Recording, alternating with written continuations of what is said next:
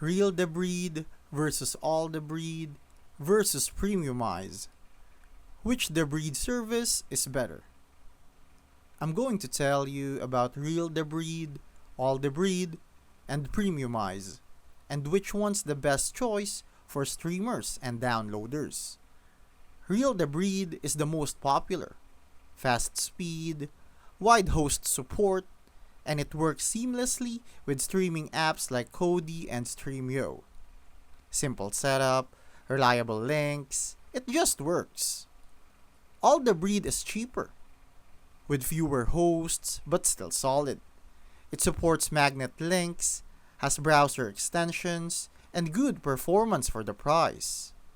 Premiumize is the most full-featured. You get cloud storage, Usenet access, VPN, and torrents. But it's pricier, and streaming integrations isn't always as smooth. So which is better? Real Debrid for plug-and-play streaming? Alldebrid for budget users? Premiumize if you want an all-in-one toolkit. 3 tools, different vibes, pick based on how and what you stream.